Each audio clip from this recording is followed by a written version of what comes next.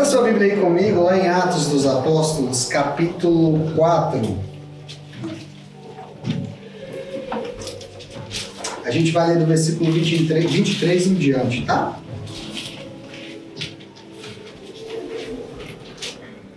Atos capítulo 4, versículo 23 em diante. Diz assim, eu estou lendo na NAA, tá? Uma vez soltos, Pedro e João procuraram os irmãos e lhes contaram tudo que os principais sacerdotes e os anciãos tinham falado. Ouvindo isto, unânimes, levantaram a voz a Deus e disseram: Tu, soberano Senhor, fizeste o céu, a terra, o mar e tudo que neles há. Disseste por meio do Espírito Santo, por boca de Davi, nosso pai, teu servo. Porque se enfureceram os gentios e os povos imaginaram coisas vãs. Os reis da terra se levantaram e as autoridades se juntaram contra o Senhor e contra o seu ungido. Versículo 27, porque de fato, nessa cidade Herodes e Pôncio Pilatos, com gentios e gente de Israel, se juntaram contra o teu santo servo, a quem ungiste para fazerem tudo o que a tua mão e o teu propósito predeterminaram. Agora, Senhor, olha para as ameaças deles e concede aos teus servos que anunciem a tua palavra com toda a ousadia, enquanto estendes a tua mão para fazer curas, sinais e prodígios por meio do nome do teu santo servo Jesus. Versículo 31. Todos eles oraram, tremeu o lugar onde estavam reunidos. Todos ficaram cheios do Espírito Santo e com ousadia anunciavam a palavra de Deus. Vamos orar. Pai, obrigado pela tua palavra. Nós nos submetemos à autoridade dela e te pedimos que o Senhor fale ao nosso coração nessa manhã, em nome de Jesus. Já te agradecemos pela tua presença aqui, Senhor, e te pedimos que o Senhor possa ministrar e que o Senhor mesmo cuide para que a tua palavra chegue aos nossos corações e não haja nenhuma interrupção, não haja nenhum ruído na comunicação da tua palavra, Senhor. Nós levamos cativos à obediência do Senhor tudo que temos, tudo que somos, a nossa mente, os nossos sentimentos, prostrados diante do Senhor, para que o Senhor faça em nós o que lhe aprove, o que lhe agrada, aquilo que glorifica o teu nome. Em nome de Jesus. Amém.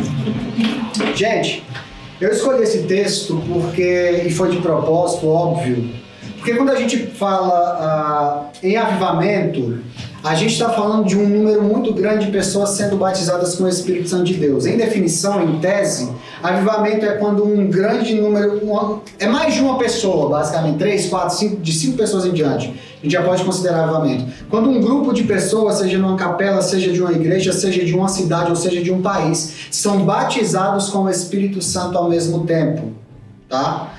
Quando isso acontece o que nós denominamos de avivamento. O que isso significa? Significa que um avivamento, para que ele aconteça, precisa de um derramar sobrenatural do poder do Espírito Santo de Deus sobre um grupo de pessoas. Mas isso não significa que você sozinho não possa viver uma experiência como essa no seu lugar secreto. Existem muitas pessoas que, embora não estejam vivendo num tempo de avivamento, são pessoas avivadas. São pessoas que têm o coração queimando por Deus. São pessoas apaixonadas por Jesus. São pessoas que receberam uma visitação do Espírito Santo de Deus que mudou radicalmente a vida delas. São pessoas que foram visitadas ali, a plenitude do Espírito Santo de Deus foi derramada sobre a vida delas. Mas quando nós falamos de avivamento, esse evento que acontece no tempo, no espaço e na história, nós estamos falando de um período onde um número de pessoas são batizadas com o Espírito Santo ao mesmo tempo. Tá? Então é importante a gente entender essa diferença. Hoje nós estamos vivendo um avivamento no Brasil? Ainda não. Mas tem pessoas avivadas no Brasil e apaixonadas por Deus? Tem. Eu acredito que aqui também. Agora, o que é importante a gente entender sobre o avivamento é que nós precisamos buscar o avivamento. Porque uma igreja que está debaixo de um avivamento é a igreja de Atos dos Apóstolos. Se você olhar Atos dos Apóstolos, esse livro que a gente leu esse versículo, e perceber como a igreja se move dentro do mundo, você vai perceber que existe uma distância entre a igreja de Atos dos Apóstolos até a igreja de Corinto, por mais problema que tenha dado, existe uma distância entre eles e entre nós. Por muito tempo, eu, como intelectual da teologia, justifiquei essa distância, dizendo que esses acontecimentos eram só para essa igreja, mas que os crentes da contemporaneidade não viveriam isso, porque o cânon, a Bíblia, já tinha sido fechado, já tinha sido encerrado. E o que nós precisávamos era apenas o testemunho da Bíblia para que isso acontecesse. Só que a minha conclusão e a conclusão de tantos outros homens e mulheres estão equivocados, ou a minha estava equivocada com relação a isso. Porque o poder do Espírito Santo de Deus, em nenhum lugar na Bíblia está dizendo que cessou com os apóstolos. E por que eu peguei especificamente esse texto? Porque aqui em Atos 4 é depois de Atos 2. Ah, pastor, descobriu a roda. A sequência numérica você agora descobriu. Não, por que é importante? Porque esse acontecimento é um acontecimento paralelo a Atos 2, gente, que é o derramamento do Espírito Santo de Deus sobre a igreja. Percebe, existiam 120 pessoas orando continuamente até que o Espírito Santo de Deus foi derramado naquele lugar. A história acredita que mais de 500 pessoas passaram por aquele lugar, pelo cenáculo. E o cenáculo onde eles estavam orando, historicamente, a gente acredita, e até a nível arqueológico, que é o mesmo lugar onde Jesus fez a última ceia. Cenáculo é um andar superior. Agora, esse mesmo lugar onde eles receberam o Espírito Santo, onde Jesus fez a ceia, é o lugar onde embaixo dele estava enterrado Davi. O homem que projetou a adoração 24/7. O homem que construiu uma tenda simples, colocou a arca da aliança lá e disse aos levitas e sacerdotes: não parem de adorar. O homem que diz: eu não vou descansar os meus olhos enquanto eu não achar um lugar para a tua habitação. O mesmo local onde o homem que propôs oração e adoração 24 horas estava enterrado, foi o local onde Jesus fez a última ceia e foi o local onde o Pentecostes aconteceu, onde o Espírito Santo de Deus foi derramado sobre essas pessoas. Então, de alguma forma, a oração, a adoração, comunhão, ceia estão relacionados com o derramamento do Espírito Santo de Deus sobre a igreja. De alguma maneira.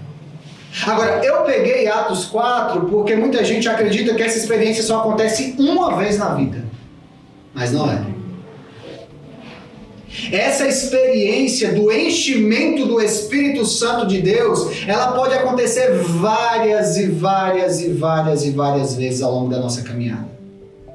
Em nenhum lugar também na Bíblia você vai ler que está escrito que vai ser apenas um derramamento ou um momento que você vai ser cheio do Espírito Santo e depois vai acabar. Em nenhum lugar você vai encontrar isso. Pelo contrário, Ezequiel nos lembra, através da sua visão, que existem águas que dão nos ardeiros. O camarada andava mais 500 metros, as águas já davam no joelho. Qual é a analogia que ele está fazendo aqui, gente? O rio do Espírito Santo de Deus está passando. Agora, a responsabilidade de ir mais fundo é de quem? É minha. Sou eu que busco a profundidade dos rios do Espírito Santo de Deus. O que isso significa em outras palavras? Que você pode viver uma vida cristã mediana, ou que você pode viver uma vida cristã autêntica e regada pelo poder de Deus. Existe uma grande diferença entre você ser salvo e você ser batizado com o Espírito Santo. Existem pessoas que são salvas e que nunca foram batizadas com o Espírito Santo. Ok? Porque a conversão, a regeneração, como diria Martin Lloyd Jones, é uma obra silenciosa. Ninguém sabe exatamente quando ela aconteceu. Mas o batismo com o Espírito Santo, ele é pungente. O lugar treme. Ele não é nada discreto. O poder de Deus é derramado e a coisa acontece, gente. As coisas não continuam a mesma em hipótese nenhuma. Uma pessoa que foi salva, o Espírito Santo de Deus habita nela e ele trabalha na santificação na vida dela, ele vai produzindo os frutos do Espírito na vida dela, mas ela nunca foi batizada com o Espírito Santo, é uma pessoa acanhada. É uma pessoa que para falar de Jesus para alguém tem que ser quase que obrigado. É tipo assim, é quando surge uma oportunidade ele se vê na obrigação. Uma pessoa que foi batizada com o Espírito Santo, ela não consegue parar de falar de Jesus, porque ela é apaixonada por Jesus. Ela não pensa em outra coisa, porque Jesus é tão real para ela, o Espírito Santo de Deus é tão real para ela que ela não consegue se calar. A vida dela gira em torno disso. Estão comigo? Durante muito tempo na minha vida, então eu vou pregar sobre o texto e sobre a minha vida, porque eu era um cessacionista E depois eu me tornei um continuista, uma pessoa que crê nos dons do Espírito Santo, que crê no batismo com o Espírito Santo, mas que acredita que não acontece com ela, mas só acontece com os outros, a me tornar hoje o que eu diria de um renovado. Amém. Então eu passei por todo esse processo. E uma das coisas que mais angustiava a minha alma era entender as doutrinas, afinal de contas eu ganho uma vida dando aula de teologia, mas perceber que essas doutrinas, elas não se materializavam com vida na minha vida. Vocês estão entendendo, gente? Deixa eu tentar explicar. Uma coisa eu consegui definir para vocês o que é amor. Lendo até a 1 Coríntios capítulo 13. Outra coisa é eu experimentar o amor sendo amado e amando. Vocês percebem a diferença? Com o batismo com o Espírito Santo de Deus, aquilo que era apenas argumento e objeto de fé sem experiência se torna algo experimental. Existe uma diferença, gente, entre testemunha e advogado. Uma testemunha fala daquilo que experimentou e viveu. Um advogado lê os autos, cria uma argumentação para defender uma tese. É diferente. E o apóstolo João, por exemplo, quando ele escreve o seu evangelho, as suas cartas, ele fala, olha, eu estou falando aqui daquilo que eu vi. Eu estou falando daquele que eu toquei. Eu estou falando daquele que me tocou. Eu estou falando de algo que eu vivi. Eu sou uma testemunha disso. E pessoas que são batizadas com o Espírito Santo de Deus estão vivendo esse avivamento, elas testemunham do que vivem no secreto. E não apenas do que aprenderam numa escola. Vocês estão entendendo a diferença? O batismo com o Espírito Santo traz vida para aquilo que era só teórico nas nossas vidas. Por muitos anos eu dei aula de pneumatologia, que é a doutrina do Espírito Santo de Deus, sem conhecer de fato o Espírito Santo de Deus como uma experiência real na minha vida, gente. Pode parecer um absurdo, mas essa é uma realidade para muita gente. Por muitos anos eu falei sobre oração, sem me apaixonar pela oração e sem passar horas no lugar secreto, não vendo o tempo passar. Por muito tempo eu falei sobre o reino de Deus, ensinei sobre o reino de Deus na perspectiva hebraica, na perspectiva grega. Eu falava sobre aquilo, mas aquilo não era uma realidade na minha vida, além de uma realidade intelectual. Por muito tempo eu falei sobre salvação, e eu cria na salvação e cria que era salvo, porque a Bíblia diz, se você crer e for batizado, se você se arrepender, o batismo não é uma condição para a salvação, tá? Mas se você crê em Jesus Cristo, crê que Ele é o Filho de Deus, você vai ser salvo. E eu falava, eu creio em Jesus. Eu confessei os meus pecados, então diante das evidências, eu sou salvo. Mas quando eu recebi o batismo com o Espírito Santo de Deus, gente, foi uma segurança tão grande que não havia mais espaço para dúvida. Eu parei de apenas ver convictamente, intelectualmente, usando argumentos e juntando argumentos da Bíblia que era salvo, e passei a experimentar a salvação. É diferente. É diferente. Eu ouvia as pessoas contando testemunhos da visitação do Espírito Santo de Deus e falava, uau, mas isso não é para mim. Eu sou um intelectual da Bíblia. Eu fui chamado para ensinar a Bíblia. Eu não tenho nada a ver com isso que escapa à lógica, à razão e à linguagem. Eu não trabalho com questões que não cabem dentro da linguagem. Mal sabia eu que estava argumentando contra mim mesmo, porque Deus não cabe na linguagem. Até que um dia a minha frieza intelectual, teológica e espiritual, teologia não é problema, tá, gente? O problema é um coração apagado. Porque quando você é apaixonado por Jesus, a teologia aumenta as chamas do teu coração. Agora, quando você já é um descrente por natureza, a teologia vai te dar argumentos, eu não diria uma boa teologia, mas vai te dar argumentos para que você se afaste de Deus. Não que a teologia faça isso, mas a gente cria isso. Mas fato é que eu ouvia muitas coisas e falava, não, isso não é para mim. Eu lia textos como esse e falava, não, isso não acontece mais. O poder do Espírito Santo de Deus, o poder está em mim, o poder do Espírito Santo está de eu ler a Bíblia aqui e conseguir compreender, interpretar e entender. Isso é o poder do Espírito de Deus em mim. Até que um dia a minha frieza me levou a um estado de letargia espiritual. Eu não orava mais. As minhas orações eram gélidas, frias, secas. Eu não tinha perspectivas quanto à realidade do poder do Espírito Santo de Deus agindo assim. Até o momento que o fogo do Espírito e a brasa se apagaram no meu coração. E o Senhor teve que trabalhar comigo de uma maneira muito dolorosa. muito dolorosa. Porque Deus teve que quebrar em mim uma coisa chamada arrogância e orgulho. Porque quando as pessoas vinham falar comigo, eu falava, eu não preciso ouvir isso, porque eu já sei. Eu não vou parar para ouvir essa pessoa pregando, porque eu já sei. Eu vou ficar com os meus livros. Eu só ouço determinado tipo de pregador. Esse tipo de pregador que eu não ouço, afinal de contas eu sou mestre em teologia, eu sou destacado, eu sou coordenador de uma faculdade de teologia reformada. Eu sou alguém que conseguiu ganhar notoriedade pelo meu intelecto. Eu sou alguém especial. Deus me deu o dom do conhecimento. Eu não vou parar para viver isso. Foi exatamente essa minha ruína. Foi isso que me fez cair. Até o dia que eu me encontrei no abismo. Vocês já ouviram falar de pastores que se suicidaram? Pois é, eu não sou um deles porque o Espírito Santo de Deus interviu. Mas eu preparei tudo. Até os remédios para tomar eu separei. Sendo pastor. Sendo pastor. Eu preparei isso num domingo, saí pro parque da cidade com a minha família. Larissa, meu filho Lucas, que você viu aqui contando o testemunho da casa sem janela, mas que agora vai ter janela. E a nossa família saiu para almoçar no Alpinos e ali eu estava me despedindo dele sem ele saber. Meu filho tinha 2, 3 meses de idade. E eu falei, eles vão para a igreja hoje à noite, eu vou ficar, eu vou tomar os remédios e hoje eu vou morrer. A vida não tem nenhum sentido para mim. Nenhum sentido. Por algum motivo, na época eu não sabia explicar porquê, mas eu sei que foi o Espírito Santo de Deus, eu não consegui ficar em casa, embora fosse o que eu quisesse. Eu fui para a igreja. Enquanto eu estava no culto, nada aconteceu. Eu continuei vazio, frio. Mas eu saí de lá com uma convicção. Falei, na segunda-feira para minha vida é morte.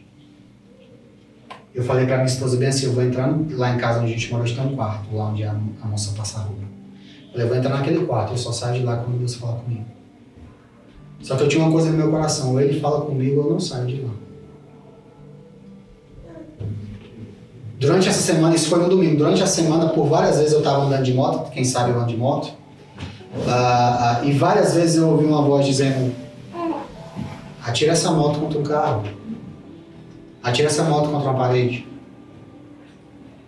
Eu definitivamente me controlava para não fazer isso. Gente, é uma coisa absurda. E quando foi na segunda-feira eu falei para minha esposa, eu não vou sair do quarto enquanto Deus não falar comigo. Eu não falei para ela que eu ia me matar, porque se eu falasse ela ia acabar com os meus planos, né? Se Deus não falasse comigo. Gente, eu entrei naquele quarto. De manhã. Eu fui sair de lá 8 horas da noite. Mas eu só saí de lá depois que Deus falou comigo. Ele falou. Ele falou. Durante a minha angústia ali na presença de Deus, durante meu estado de desespero, de angústia absurda que eu nunca tinha vivido na minha vida, eu orei ao Senhor e falei, fala comigo, eu não consigo viver mais assim. E eu abri a Bíblia e Deus falava comigo, e eu falei, Deus, isso não é suficiente. Sei que por muito tempo isso foi suficiente. Não estou dizendo que a Bíblia não é suficiente não, tá gente? Ela é suficiente. Mas o estado em que eu me encontrava, eu precisava mais do que isso para acreditar que tinha alguma esperança para mim. E estava em jejum, estava só bebendo água no quarto lá, que eu não sabia quanto tempo eu ia ficar lá. Se de fato eu ia ficar ou não ia ficar. E no momento eu pensei, acho que eu nem cheguei a orar, não lembro exatamente porque eu estava numa situação. Se você me visse, você não me reconhecia. Eu perdi 11 quilos, assim, coisa de muito pouco tempo. E eu me lembro que foi um pensamento, não chegou a nem ser uma oração. Eu pensei numa pessoa lá da igreja e falei, se essa pessoa aparecesse aqui em casa agora, aqui em casa hoje, viesse falar comigo, eu iria saber. Eu iria saber que o Senhor está falando comigo. Era mais ou menos 4 horas da tarde quando eu pensei isso. E no quarto, deitado e cheirado no chão, lá no colchão. Sem música, sem nada que eu me lembre, esperando alguma coisa acontecer, orando e esperando alguma coisa acontecer, lutando comigo. O sol tinha se posto, era 6 e pouco, eu tinha colocado, a porta de vidro, eu tinha colocado um pano, tipo, de mesa para ninguém ficar me olhando lá. Apesar de ninguém ir lá, porque era nos fundos, mas eu coloquei. E quando deu 6 e pouco, bateram na porta do quarto, eu achei que era a Larissa, eu falei, Eu não quero falar com ninguém. Não vou sair daqui. E o que foi? Eu estou aqui, me deixa aqui. Quando me responderam, era exatamente a pessoa que eu tinha pensado. Ela falou, Léo, Deus me mandou vir aqui falar com você agora. Ela chegou lá em casa toda descabelada, toda despintada. Sim, um estado assim que você sabia que foi alguém que obedeceu ao comando do Espírito Santo de maneira imediata. Ali, aquele dia, começou o processo de transformação na minha vida. De alguém que afirmava que Jesus era o Filho de Deus, lendo um texto, explicando um texto, para alguém que demonstrava que Jesus era o Filho de Deus. Existe uma diferença entre afirmar e demonstrar. E Jesus nos chamou para demonstrar.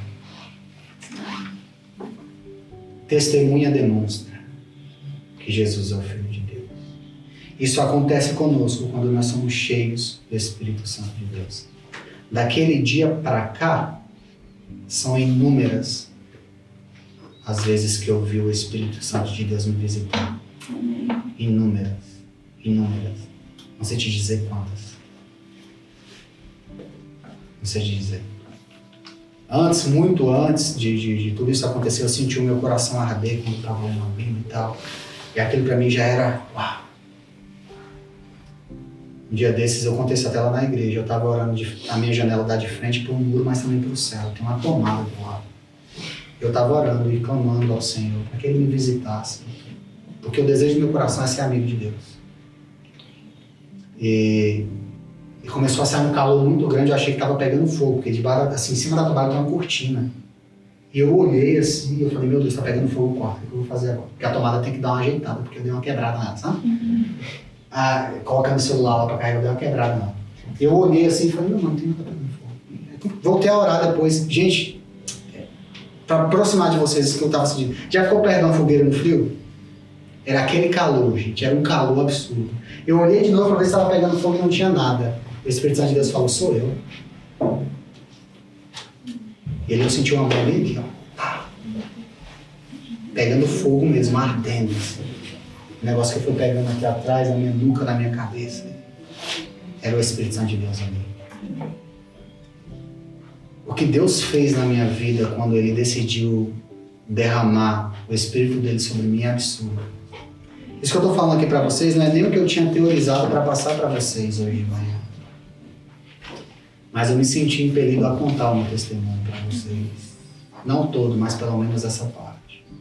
A partir de então, algumas coisas começaram a acontecer na minha vida. Eu parei de ser alguém que afirma e passei a ser alguém que demonstra. A partir de então, eu comecei a orar por enfermos e eles começaram a ser curados. Eu ficava, como assim? É verdade mesmo? Eu passei a ouvir a voz de Deus, não apenas nas Escrituras. Eu consegui reconhecer. Mas todo esse processo para mim, gente, não foi orgânico assim. Como eu sou alguém da letra, eu comprei muito, a Larissa sabe, muito dinheiro no livro que fala sobre o assunto. Eu li muito sobre o assunto. Tem uma pilha de livros, né, que eu comprei esse ano que eu já li. E quanto mais eu lia, mais apaixonado por Deus eu ficava. Porque quando o Senhor se apresenta para nós, nessa experiência mística da nossa fé, que é experimental, tudo muda. Eu não esqueci tudo que eu aprendi, tudo que eu ensinava. O que aconteceu é que essas coisas agora ganharam vida. Não são apenas argumentos para mim. Eu não estou afim de ganhar uma discussão com argumentos. Eu quero demonstrar para a gente vazia e aflita e angustiada que existe alguém que pode mudar a condição de vida dela como mudou a minha. Eu fui chamado para ser testemunha. Você foi chamado para ser uma testemunha. Amém. Isso vai acontecer quando você aprender a conhecer o lugar secreto. Seu quarto. O avivamento vem sempre lastreado de oração. Oração, gente. O avivamento vem incendeia a nossa vida. Quando somos pessoas que estão derramando em oração. Eu nasci para oração durante esse período. Eu orava. Mas as minhas orações... Hoje, raramente eu não oro de joelho. Raramente, porque o corpo também ora. Pasma, eu já sabia disso. É por isso que se você olhar um judeu orando, ele está fazendo esse movimento. Se você perguntar para ele por que ele faz esse movimento, ele vai dizer: nossa oração e nosso corpo é como uma chama de uma vela. Não tem como a gente ficar com o corpo parado diante do Eterno. E é por isso que o meu corpo também ora. Eu sabia disso. Mas eu não sabia... Aliás, eu acreditava que eu não precisava orar de joelhos. Mas Deus falou para mim: você precisa orar de joelhos.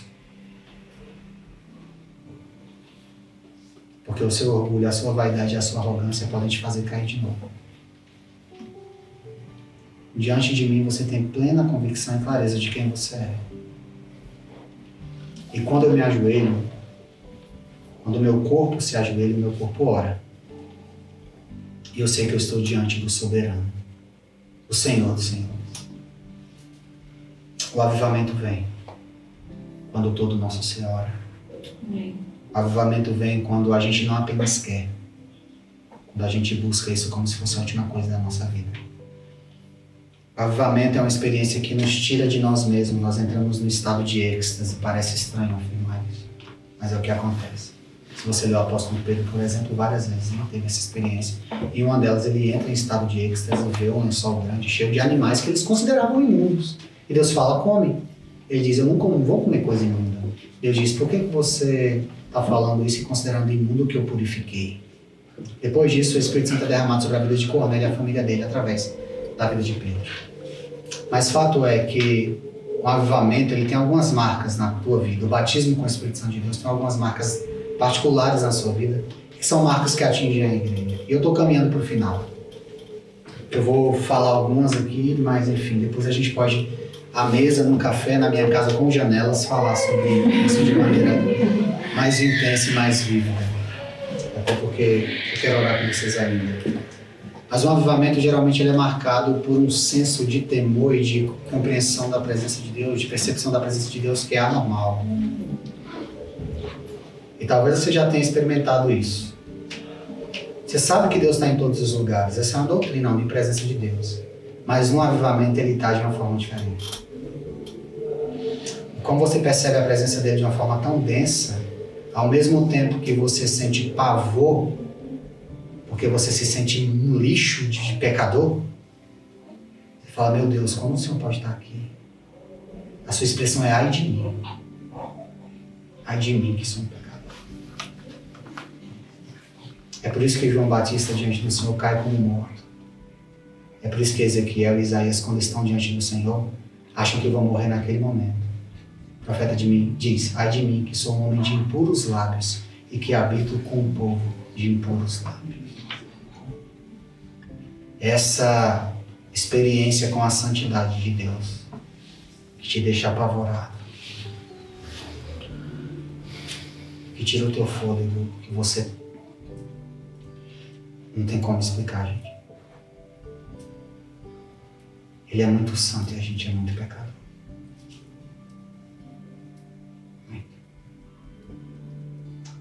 Diante de outras pessoas você pode até se sentir bem, mas diante dele.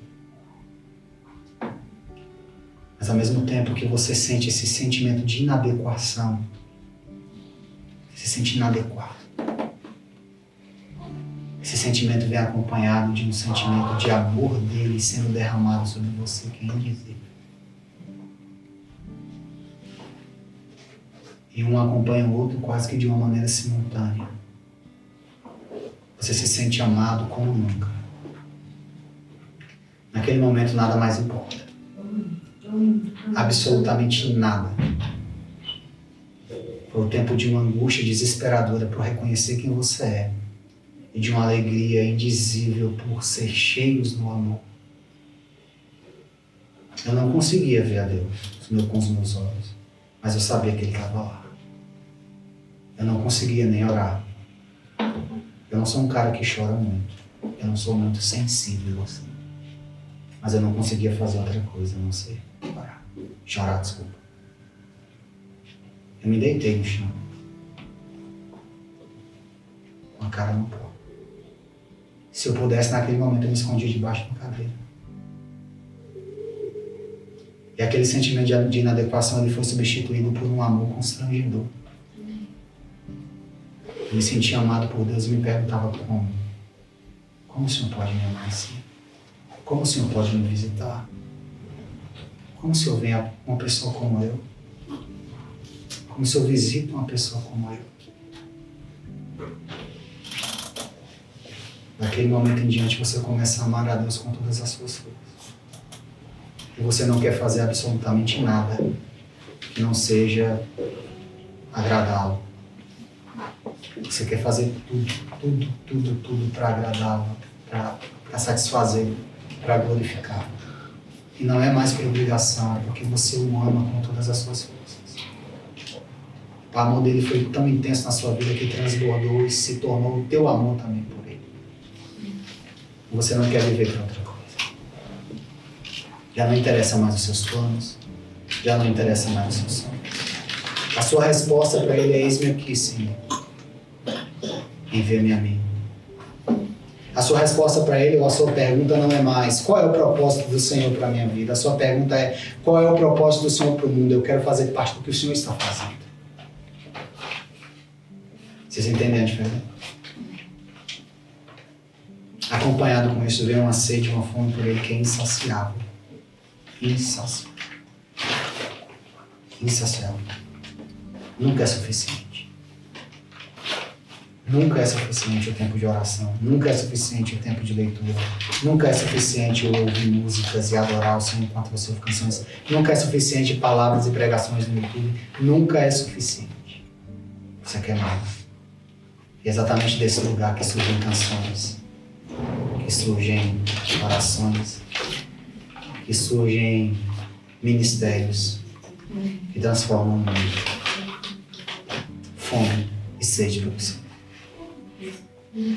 E em último lugar, que não é o último, que tem outras coisas, você não consegue não testemunhar. Isso age no seu coração. Você quer de alguma maneira falar o que ele fez por você. Você quer mostrar que isso é real. Você quer testemunhar. Agora imagine isso acontecendo com a igreja. Imagine todas as pessoas com esse mesmo coração. Imagine como é o culto dessa igreja. Imagine como são os momentos de oração dessa igreja. Imagine como essa igreja testemunha do Evangelho e da vida de Cristo no mundo. Quando a gente vai viver isso? O dia em que a gente chegar à conclusão, como diria o Subirá, de que nada mais importa, a não ser fazer a vontade de Deus e viver intensamente para Ele. Que essa chama permaneça acesa nos nossos corações. Gente, eu não estou falando de você ir num congresso e voltar animado. Eu não estou falando de você ouvir uma profecia e ficar animado. E uma semana depois isso acabar. Eu estou falando de alguma coisa que está ardendo no meu coração há mais de um ano. E que se eu parar de orar, se eu parar de buscar, vai se apagar. Mas Deus sabe que se Ele não fizer isso por mim, eu morro. Eu estou dizendo aqui para você nessa manhã, não é um sermão expositivo, não é uma aula, não sei nem se deve para o YouTube. Mas o que eu estou dizendo para você aqui é que as pessoas que estão neste lugar nessa manhã, o Espírito Santo está te chamando para ser uma testemunha. O Espírito Santo está te chamando para mergulhar no Rio. O Espírito Santo está te chamando para deixar de viver uma vida cristã comum. O Espírito Santo está te chamando por amor a você. Ele está te chamando para experimentar as palavras de vida. Pessoas apaixonadas por Jesus, que são cheias do Espírito Santo de Deus, são as pessoas mais felizes do mundo. O o seu problema não vai ser resolvido provavelmente com remédio. As suas angústias, elas não vão acabar se você conseguir ganhar um bom salário. O único que pode resolver as interrogações da sua vida é o Senhor. Mas mais do que querer resolver as interrogações da minha vida, eu desejo a Deus com todas as minhas forças. Com todas as minhas forças. Com todas as minhas forças. Quanto de Deus tem em você? Está na hora de fazer uma transição, gente. De parar que Deus, de pedir para Deus simplesmente fazer algo em você. E começar a pedir a Deus para fazer algo através de você. Você vai desfrutar de uma maior intensidade da vida que Deus te propõe. Isso que você lê no livro de Atos é para hoje. Estevão não era um apóstolo. Estevão era um jovem. E diz o texto que Deus fazia prodígios e maravilhas através da vida de Estevão. E que Estevão ousadamente confronta os líderes dos fariseus com a palavra da verdade. E naquele mesmo dia ele foi apedrejado e morto. E o apóstolo Paulo, que na época se chamava Saulo, que é o nome romano dele. Aliás, Paulo é o nome romano, ele se chamava Saulo, que é o nome hebreu dele, da tribo de Benjamim, se é mais específico. Ele estava consentido com a morte de Estevão. Filipe não era um dos 12 apóstolos. Mas o texto bíblico diz que Filipe saiu pregando o evangelho com poder. E onde ele estava acontecendo um grande avivamento. Samaria.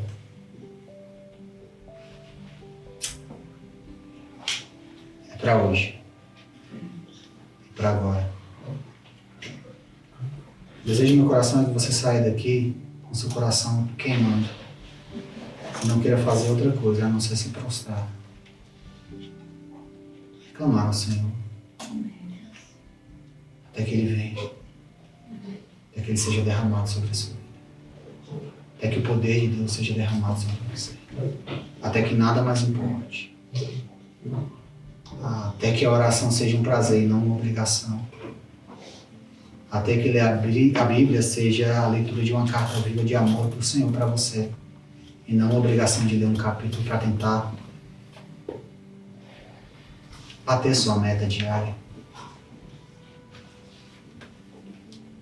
Não sei quantos de vocês vão sair daqui desejando viver o que a Bíblia nos fala sobre nosso relacionamento com Deus. Amém. Mas eu sei que o Senhor tem me chamado nesses últimos dias para vivermos um avivamento, para recebermos um derramamento do Espírito Santo de Deus sobre nós, com toda a intensidade possível. Amém. Regeneração é diferente de batismo com o Espírito Santo. E o chamado do Senhor para as nossas vidas é: sejam batizados. E Jesus disse: não saiam enquanto vocês não forem revestidos de poder. Em outras palavras, não saiam enquanto vocês não forem batizados com o Espírito Santo de Deus. Por que esse não era um assunto tão debatido na Bíblia?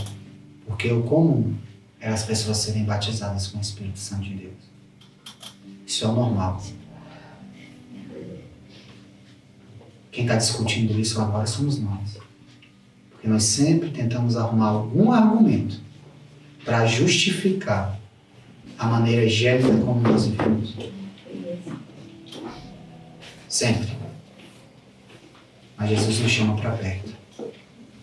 Jesus está nos chamando para viver o poder da manifestação de Deus. E a Move Lab, pode ficar de pé nesse lugar. A Move Lab, a igreja, esse é o desejo do meu coração, é que a gente seja uma igreja cheia do Espírito Santo. Uma igreja em que uma pessoa não precisa chegar até o pastor para ouvir uma palavra de Deus e ser curado. Uma igreja de pessoas que entenderam que um pastor é o primogênito dentre os irmãos. Em outras palavras, ele é o irmão mais velho. Nada mais que isso. Que faz parte de uma família. Pastor não é semideus. Pastor não tem mais poder do que você. Pastor não tem mais autoridade de fazer milagres do que você. Não. O mesmo poder que operava através da vida dos apóstolos operou também através da vida dos diáconos na igreja. E Deus está te chamando para isso. Então, meu sonho é que um dia a gente esteja num culto na igreja e eu só ouço o testemunho que uma pessoa foi curada. Porque um voluntário que estava na recepção, ao ver aquela pessoa mancando, chorando ou angustiada, orou por ela. E no início do culto ela já recebeu um milagre e o culto para ela ganhou outras cores. Porque ela não estava diante de um culto comum, mas ela estava diante do Deus Todo-Poderoso, que acabou de tocá-la. Você entende isso? Esse é o desejo do meu coração e acredito que é o desejo do coração de Deus. Te chamar para viver o sobrenatural. E como diz James Smith, que é um filósofo cristão, americano, ele fala num dos seus livros que é de filosofia, não é de teologia, pensando em línguas. Ele está construindo uma argumentação para defender a cosmovisão dos pentecostais, mas ele diz uma coisa que chama muita atenção para mim, a mim. Ele diz: para esses irmãos, é natural esperar que o sobrenatural aconteça todas as vezes que eles se reúnem para adorar a Deus. Amém. Eu falei, é verdade. Na igreja de Atos dos Apóstolos, era natural os discípulos de Jesus esperarem uma visitação sobrenatural de Deus. O Espírito Santo te chama hoje, te convida para o lugar secreto, para o lugar da intimidade. O Espírito Santo hoje te trouxe aqui, eu creio nisso, porque Ele quer te encher e fazer com que você viva não apenas de experiência dos outros, porque viver de testemunho dos outros cansa. Eu passei quase 10 anos vivendo de testemunho dos outros, ouvindo os outros falarem que foi visitado, ouvindo os outros falarem que oraram e pessoas foram curadas, ouvindo falar que Deus visitou certa pessoa, ouvindo falar que Deus ouviu, aliás, Deus falou e a pessoa ouviu. Eu fiquei muito tempo ouvindo isso e me conformando com uma fé mutilada, sem o poder de Deus. Isso quase me matou. Eu não estou dizendo que pessoas não consigam viver a vida assim e vão para o céu e para a Nova Jerusalém. Conseguem, tem gente que consegue, mas eu não. Eu não. Não mais. Não mais. Eu me propus, no meu coração, a viver um cristianismo autêntico, a ter testemunho para contar. Nem que seja o testemunho de tentar. Nem que seja para subir no púlpito e falar: gente, eu estou tentando, eu estou orando, eu estou tentando, eu estou orando, eu estou tentando, eu estou jejuando, eu estou tentando, eu estou tentando, eu estou tentando, porque eu sei que Ele é real. Cristianismo vivo, cristianismo autêntico, fé viva e fé autêntica. Fé que move o sobrenatural de Deus. Uma igreja de amigos de Deus. Porque a Bíblia diz que Deus, Ele compartilha os segredos dele com os amigos dele. Ele compartilha o que Ele está fazendo e o que Ele fará com os amigos dele.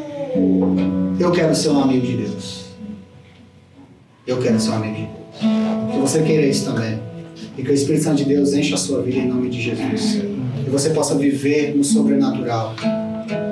Óbvio, sem histeria, sem os excessos da igreja de Corinto. Óbvio, sem a frieza das igrejas que apagaram o Espírito, que é uma recomendação que Paulo nos dá. Não apagueis o Espírito. Em outras palavras, quando a gente faz a exegese do texto, Paulo está dizendo assim: olha, não apague os dons, não deixe de servir as pessoas com seus dons, não deixe com que nenhum argumento ou nada Transforme isso aqui numa reunião de debate filosófico como acontecia no Aerópago ou em outros lugares.